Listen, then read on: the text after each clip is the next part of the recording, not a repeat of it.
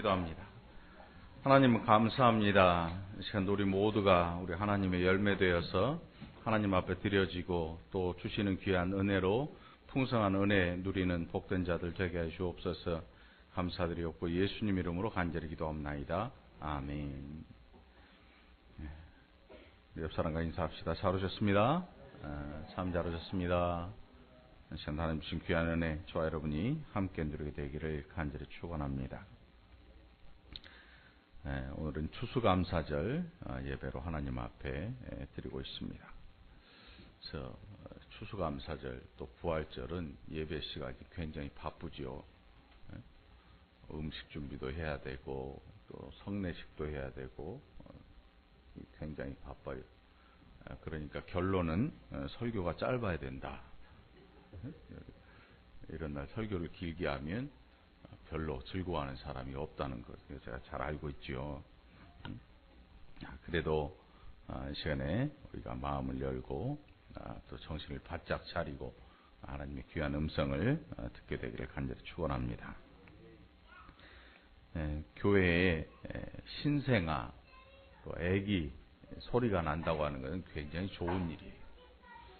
굉장히 기쁜 일이고 희망적인 일이에요. 그러니까 아이들이 예배 중에 쪼잘대고 왔다 갔다 하고 이런 것 때문에 불쾌해하면 큰일 나요. 이게 교회의 큰 복덩이들이에요. 복덩이들. 이 앞에 지금 떠들잖아. 쟤들 괜찮아. 놔둬. 냅둬. 강단에 올라오고 그래도 큰일 안 나. 놔둬. 별일 안 생기고 이쁘다. 야, 내 새끼다. 제가 나중에 이 교회 일꾼이다 생각하면 이게 얼마나 귀하고 복된 애들인지 몰라요. 그러니까 아이들을 위해서 기도하고 또 사랑해주는 여러분이 되길 간절히 바랍니다. 설교하기 전에 나라에서 대표로 온 사람이 있네. 우리 조호성 우리 계급이 뭐요? 일병? 한번 일어나봐요. 오늘 추수감사절이라고 군 대표로 이렇게 예배에 참석을 해줬네. 이 국방장관이 보낸 거예요. 박수 한번 보내줍시다. 앉으세요, 조일병. 우리 이목주 권사님 손자, 또 우리 조병영 공성순 집사님 둘째 군대에 가 있는데 아마 아무리 군대에 잘 있다고 해도 마음으로 걱정이 늘 될 거예요. 마음 한켠에 뭐 만난 것을 보면 그것 때문에 생각날 거고 뭐 좋은 거 보면 또 생각나고 추워도 생각나고 더워도 생각나고 우리 군문에 나가 있는 우리 아들 위해서 우리 다 함께 기도 바랍니다. 자, 이제 본론으로 들어갑니다. 우리가 추수감사라고 하는 이 절기는 뭐 미국에서 시작됐다, 뭐 어디서 시작됐다, 뭐 여러 가지 말이 있습니다.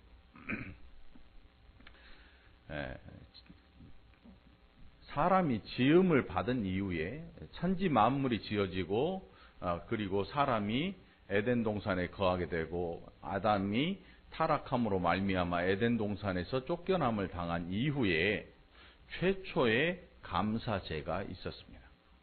이게 오늘 창세기 4장에서 기록하고 있는 가인과 아벨의 제사입니다. 가인은 농사하는 자였고 아벨은 양을 치는 목동이었습니다. 목자였습니다. 그들이 이제 하나님 앞에 제사하는 일이 생겼습니다. 그들이 어떤 생각으로 무엇 때문에 제사를 시작했는지 우리는 그 이유에 대해서는 잘 알 수가 없습니다. 아무튼 그들은 제사를 드리는 것을 알고 있었던 것 같아요.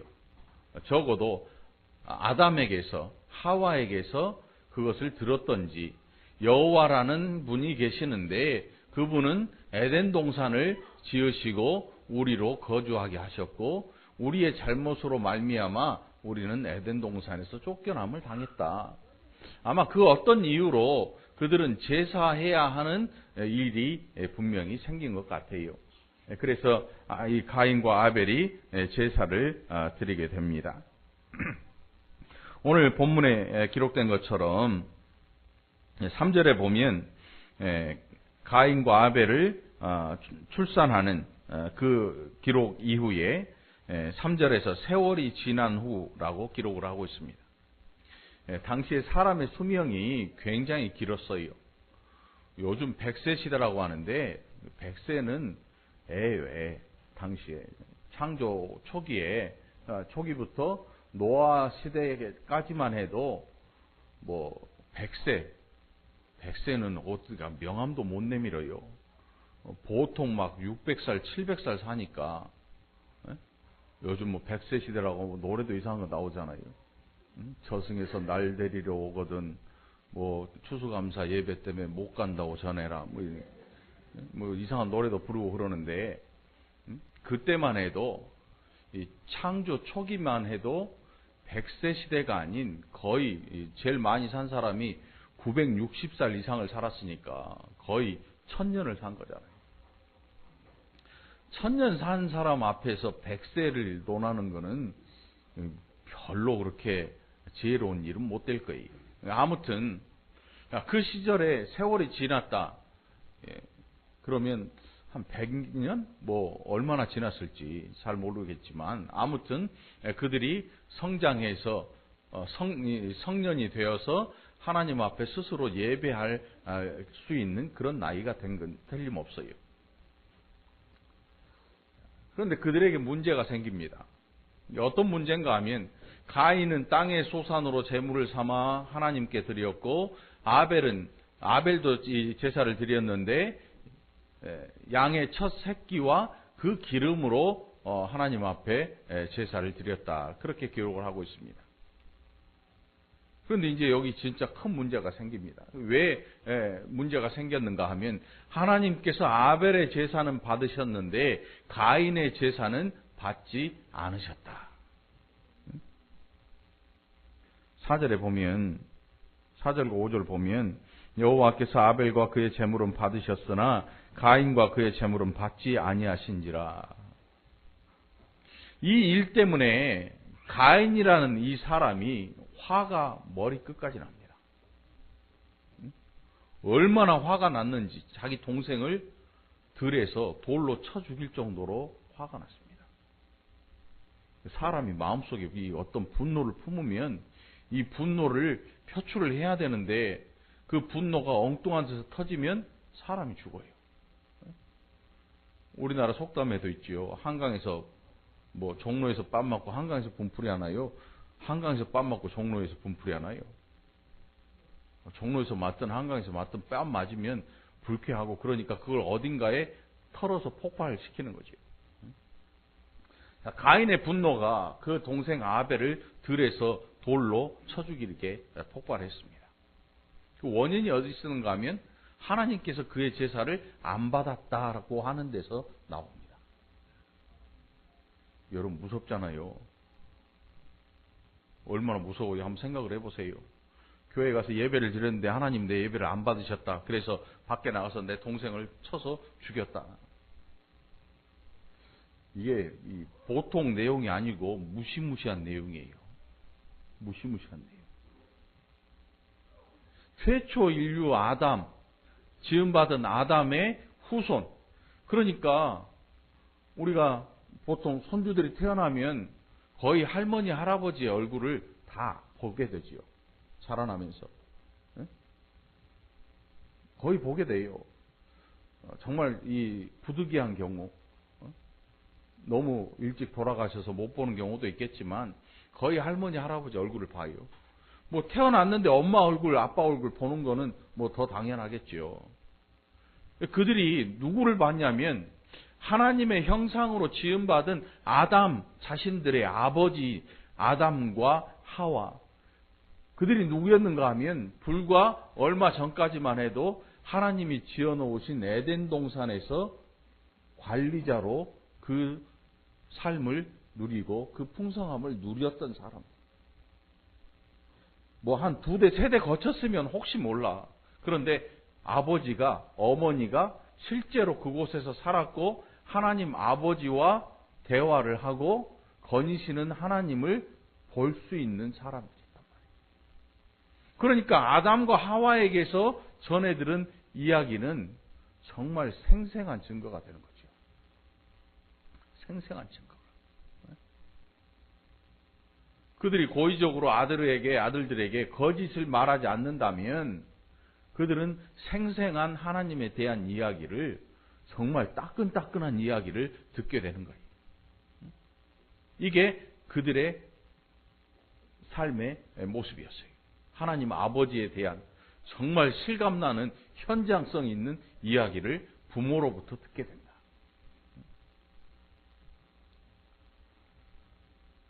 근데 왜 아벨의 제사는 받으셨고 왜 가인의 제사를 하나님이 받지 아니하셨을까? 그래서 가인이 왜 아벨을 쳐 죽일까? 어떤 신학자들은 아벨이 피 흘림의 제사를 드렸기 때문에 양을 죽여서 피를 흘려서 제사를 드려서 받았고, 가인의 제사에는 피가 없었기 때문에 제사를 받지 아니하셨다. 그렇게 이야기를 해요. 하나님이 육식 좋아하는 분이 아니에요. 하나님이 육식만 고집하고 채식을 안 먹는 그런 분이 아니시고, 하나님이 고기 좋아해서 고기 갖고 내를 기뻐 받으시는 그런 신이 아니란 말이에요. 구약의 제사법에는 가진 것 없는 사람들에게 하나님께서 곡식가루, 정말 작은 곡식들을 가루내어서 그걸로 제사를 드릴 수 있도록.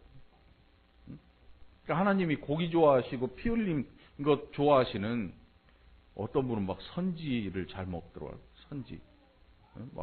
선지를 푹푹 떠가지고 그걸 잘 먹던데, 하나님이 피 좋아하시는 그런 분이 아니란 말이에요. 그러니까 어떤 사람들은 아벨이 양의 피를 흘렸기 때문에 그 제사를 하나님이 받으셨다 이렇게 이야기를 하는데, 성경 어디를 찾아봐도 그런 건 없어요.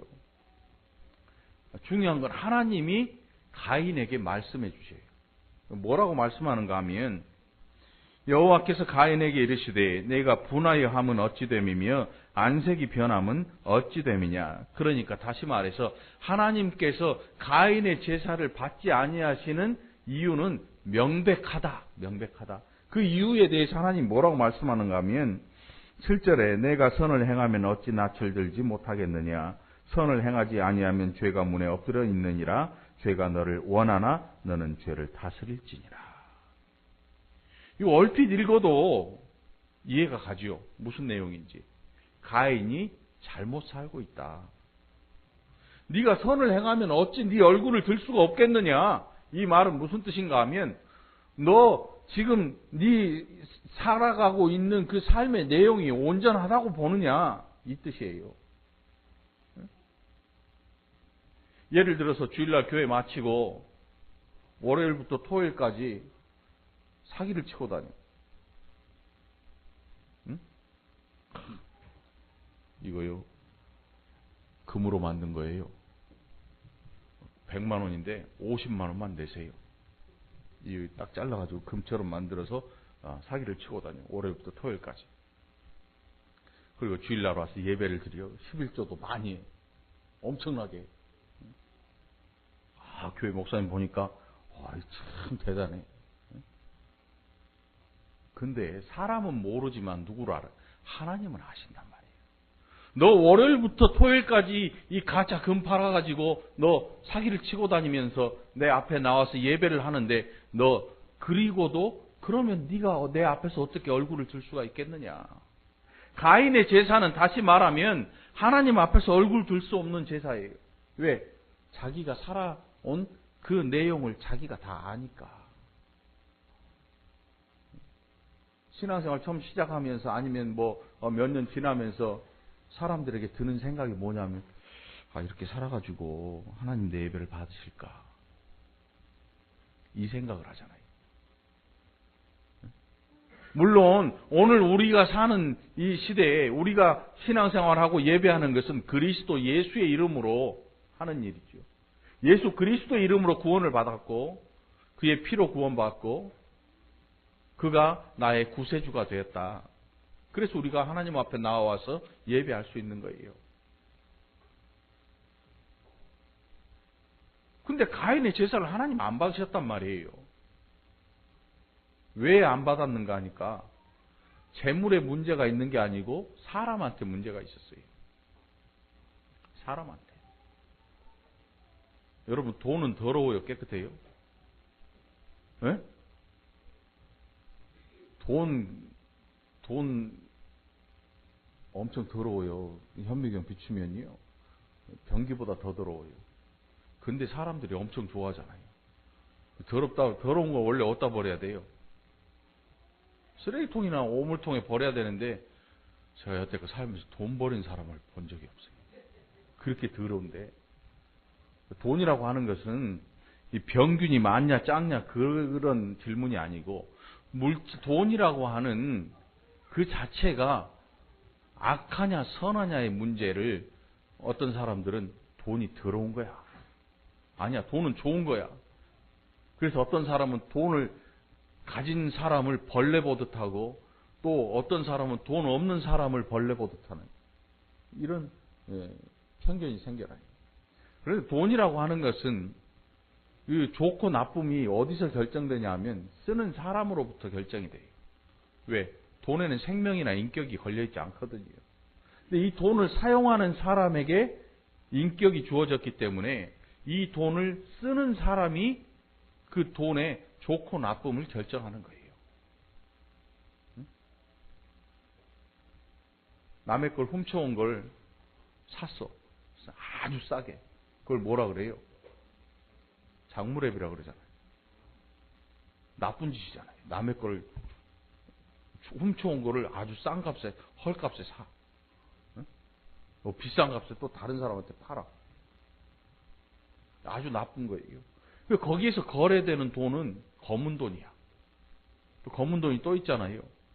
정치하는 분들 주고받고 해가지고 뭐 일을 만들고 뭐 검은 돈이라고 그래요. 그러니까 그 사람들 때문에 이 돈이 검은 돈이 되는 것이지 이 돈에 인격이 주어진 게 아니야. 다시 말해서 가인과 아벨의 재물에는 문제가 없어요. 어디에 문제가 있는가 하면 예배하고 제사하는 사람에게 문제가 있는 거지. 사람에게. 그 사람 때문에 이 재물의 가치도 결정되는 거예요. 아무리 비싼 걸 들고 나와도, 아무리 많은 양을 들고 나와도 하나님이 보시기에 너 내 앞에서 낯을 얼굴을 들지 못하는 그런 존재가 아니더냐. 네가 선을 행하고 산다면 어떻게 내 앞에서 얼굴을 들지 못하겠느냐. 너의 삶을 다 네가 더 잘 알고 있지 않느냐. 하나님이 우리를 아시듯 우리 자신도 우리를 잘 알고 있습니다. 온 천하가 다 안 보는 깜깜한 방 속에서 있어도 자기 자신이 하는 일을 자신은 알고 있단 말이에요. 그래서 가인은 하나님 앞에서 얼굴을 줄 수가 없는 존재입니다. 하나님이 그의 예배를 받지 않으시는 이유는 어디에 있는가 하면 가인 자신에게 있었어요. 가인 자신의 삶이 하나님 앞에서 얼굴을 들 수 없는 그런 존재였기 때문에 하나님이 마땅히 그의 예배를 받으실 이유가 없는 거지. 하나님 앞에 예배하고자 하는 열정을 가진 사람, 하나님을 하나님으로 인정하는 사람의 특징이 뭐냐면 하나님 앞에서 하나님을 인정하고 사는 거예요. 하나님을 인정하고 사는 거예요. 부모와 자식이 원수가 되는 그런 일들도 있어요, 여러분. 부모 자식이 원수가 돼요. 왜 원수가 되냐 하면 뭔가 틀어진 거야. 자식은 부모에게서 바라던 것을 받지 못했거나 아니면 부모는 자식의 그런 태도가 못마땅해서 으르렁거리는 원수가 돼요. 그러면 어떤 결과가 나오냐 하면 서로 인정을 안 하는 거지. 당신은 나의 부모가 아니요. 이렇게 해버리는 거야. 너는 내 자식이 아니야. 이렇게 해야 돼. 서로 인정을 안 하면 그 관계는 틀어지고 깨지는 거죠. 우리가 하나님 앞에서 가인의 삶을 생각해 보면 하나님께서 왜 그의 제사를 안 받았는가? 관계가 틀어져 깨졌기 때문에. 관계가 틀어져 깨져 있는데 제사라고 하는 것은 용서도 있고 화해도 있고 감사의 내용도 있는데 그 제사를 받을 수가 없는 거지요. 왜? 관계가 틀어져 깨져 있으니까. 우지끈 깨져 있는데 그 관계를 회복하기 전에는 안 되는 거예요. 가인에게 하나님께서 말씀하는 것처럼 내가 선을 행하면 어찌 낯을 들지 못하겠느냐. 선을 행하지 아니하면 죄가 문에 엎드려 있느니라. 죄가 너를 원하나 너는 죄를 다스릴지니라. 죄를 다스린다고 하는 것은 죄의 권세가 나를 덮지 못하도록 발로 밟아버린 거죠. 근데 가인에게 이 죄가 뭐냐면 문에 엎드려져 있다. 가인이 지나갈 때 그의 발목을 잡고 그의 인격을 잡고 그의 삶을 부여잡고 함께 이 죄를 짓도록 유혹하는 많은 일들이 있다는 거예요. 그런데 하나님께서 뭐라고 해요? 너는 죄를 다스려라. 다시 말하면 죄가 네 앞에서 와서 꼼짝 못하도록 그에게 명령하고 그를 멀리해라. 이런 뜻이에요. 이게 가인의 제사가 실패한 이유야. 가인의 제사가 실패한 이유. 다른 이유가 아니야.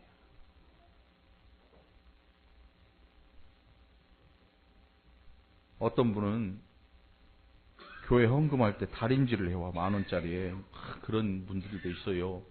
저는요 11조 할 때 헌금 달인질해요.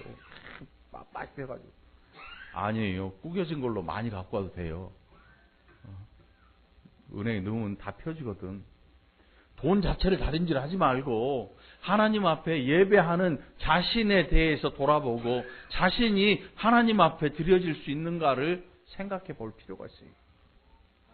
드려지는 물질이나 드려지는 재물에 대한 생각, 이게 중요한 게 아니고 사람이 중요하단 말이에요. 사람, 내 예배하는 사람이 어떤 존재이냐가 중요하단 말이에요. 뭐 물질을 한 주 전에 미리 예비하고 준비해서 아니 그렇게 안 해도 돼요. 중요한 건 뭐냐면 예배하는 당신 자신이 하나님 앞에 일주일간 준비되고 그런 마음을 가지고 예배하러 나왔는가, 예배 드리러 나왔는가, 이게 중요한 거지. 우리가 하나님과 나와의 관계를 틀어서 깨지게 하고 살았는데 들고 나온 물질만 가지고 온다고 그래서 하나님이 그 제사를 기뻐하시겠는가, 그 예배를 기뻐하시겠는가의 문제란 말이에요. 가인의 제사를 받지 아니하신 이유는 그가 하나님 앞에서 얼굴을 들 수 없는 죄인의 몸으로 죄를 짓고 살아가는 몸으로 나왔기 때문에 하나님이 그의 예배를 받지 않으신 겁니다. 제사를 기뻐하지 않으시고 받지 않으신 거예요.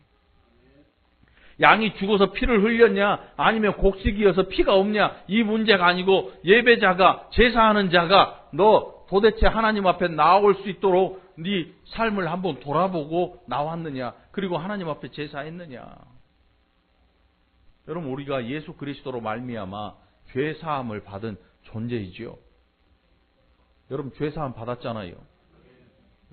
죄 용서 받았어요. 그래서 구원 얻은 백성이 됩니다. 중요한 거는 그리스도인에게 그게 끝이 아니라는 거예요. 우리가 예수 믿고 그냥 이 지구를 떠나버리면 그만인데 우리에게 남아있는 삶이 있어요. 예수를 믿은 이후의 삶이 우리에게 존재한단 말이에요. 이게 얼마나 중요한지 몰라요. 이게 틀어지고 이게 망가지면 그때부터는 예배와 모든 일에 문제가 생기게 돼요. 예수 믿고 예수님을 구주로 영접했습니다 하고 그냥 병상에서 차라리 돌아가신 분 제가 생각할 때 참 복도 많은 분이에요. 왜? 천국 백성이 바로 됐잖아요. 바로 가셨잖아요. 그런데 우리는 아직 아니거든요. 그래서 우리에게 남아있는 게 삶의 이 내용이 중요하단 말이에요. 삶의 내용이. 너 어떤 마음을 가지고 어떤 삶을 살았느냐. 이게 우리에게 중요해요. 가인의 예배가 실패한 이유, 가인의 제사를 받지 아니하신 이유는 가인에게 있었어요. 하나님에게 있는 게 아니고 하나님이 예물을 보시고 재물을 보시고 이거 먹기 싫어. 나 안 먹어. 나 이거 싫어. 여러분 5분만 참으면요 어마어마한 뷔페를 만나게 돼요. 진짜라니까. 어마어마한 뷔페가 지금 주방 안에서 기다리고 있어요. 지금 여러분 배고픈 눈으로 저를 쳐다보지 마세요. 어마어마한 뷔페가 기다린다니까 실제로. 이따 뷔페 꺼내놓으면 자기 좋아하는 것만 골라 먹잖아요. 애들 봐봐요. 지 좋아하는 거 이만큼 갖고 왔다가 다 못 먹고 버려요. 너네 이따 그러면 안 된다. 조금씩 갖다 먹고 많이 먹어도 돼. 중요한 거는 하나님께서 우리의 재물을 보시고 나 양은 좋아하고 나 곡식은 싫어해. 이런 하나님이 아니에요. 오해하면 안 돼. 이거 액수가 작은데 하나님이 이거 하나님 앞에 눈치 배. 액수가 많고 큰 게 중요한 게 아니에요. 중요한 건 뭐라고요? 예배하는 자신. 그러니까 우리가 늘 돌아봐야 할 사람은 누구냐 하면 옆 사람이 아니고 나 자신이야. 나 자신. 여러분 자신을 봐야 돼요. 한 주간의 삶이 중요해요. 우리 일생의 삶이 중요합니다. 어떻게 중요해요? 내가 하나님 앞에서 살고 있느냐의 문제예요. 그것은 성경을 하루에 몇 시간을 보고 기도를 몇 시간을 하느냐 이 문제가 아니고, 이 기독교가 우리나라에 들어오면서 뭘로 바뀌었냐면 치성을 드리는 종교로 탈바꿈하려고 해요. 시도를 해요. 치성을 드린다는 건 뭐냐면 새벽에 정한수 떠놓고 발이 손이 되도록 비는 게 치성 드린 거잖아요. 네? 여러분 저절로 가는 분들 한번 봐봐요. 장사하는 분들 또 초가 이만한 게 있어. 하루에 한 자루씩 태운대. 그걸 가게 문 새벽에 열면서 불을 탁 켜놓고 우리가 마치 새벽 기도 하듯이 그 사람들도 뭘 해. 지극정성으로 뭐 앞에 쌀도 갖다 놓고 뭐도 갖다 놓고 막 한단 말이야. 1년 365일 단 하루도 쉬지 않고 그렇게. 그걸 뭐라 그러냐면 치성을 드린다 그래요. 치성을 드린다. 근데 우리나라 기독교가 그렇게 변하고 있어요. 새벽 기도 1년 365일 나오면 하나님이 기뻐하십니다. 물론 기뻐하시겠죠. 그런데 새벽 기도 많이 하는 거, 또 11조 당연히 하는 거, 또 1년 52주를 다 한 주도 안 빼놓고 다 지키는 거, 대단한 자부심을 갖고 살아요. 그런데 과연 그러면 당신은 그리스도인으로서 이 사회 안에서 삶의 내용이 있습니까? 라고 한번 물어봐야 돼요. 자기 자신한테. 옆 사람 물어보지 말고. 그건 결국 정죄하고 단죄하는 거니까 안 돼. 자기 자신한테 물어봐야 돼. 너 이렇게 교회에 날마다 나오고 52주 지키고 새벽 예배 다 하고 온 예배란 예배는 다 드리고 일주일에 예배를 28번 드리고 30번 드리는 사람도 있어요. 구역 예배 끝나면 뭐 어디 가고 과연 그러면 당신의 삶의 내용은 뭐가 있습니까? 글쎄요, 난 모르겠네. 난 교회 안에서만 살아가지고. 그럼 삶의 내용이 없는 거야. 우리를 지으실 때 세상 속에 나가서 살도록 지으셨단 말이에요. 그 삶의 내용이 있어야 될 거 아닙니까? 네? 여러분 오늘 이 한 주 이 추수감사절을 통해서 과연 나는 하나님 앞에 드려지는 하나님 앞에 기쁨이 되는 그런 열매 같은 존재가 될 수 있을까를 다시 한번 돌아볼 수 있는 여러분 되길 바랍니다. 우리에게 중요한 건 바로 이것이지, 얼마를 헌금을 했고 11조를 얼마를 하고 무슨 옷을 입었는지 뭐 새벽 예배는 몇 번을 나갔는지 주일은 몇 번을 지켰는지 그것의 문제가 아니고, 치성을 드리는 그것의 문제가 아니고, 내 삶의 내용이 있는 알곡이 돼야 정상인가. 알곡이 있느냐, 내용물이 뭐가 존재하느냐의 문제를. 이게 우리에게 중요한 거예요. 그러니까 여러분 한 주간 살 때 우리의 삶이 얼마나 귀해야하는지, 얼마나 복돼야 되는지, 얼마나 성실해야 되고, 얼마나 정직해야 되고, 얼마나 감사해야 하는지를 다시 한번 돌아보고 하나님 앞에 나올 수 있는 저와 여러분이 되기를 간절히 축원합니다. 이게 우리의 숙제예요. 이게 우리의 숙제야. 기도합시다. 하나님 아버지 감사합니다. 우리가 한 주 살면서 또 한 해를 지내면서 하나님 앞에 어떻게 지냈는지 우리 자신을 잘 돌아보고 하나님 앞에 드려지는 복된 열매들로 변화되게 인도하여 주옵소서. 우리를 구원하신 은혜 기억하며 이제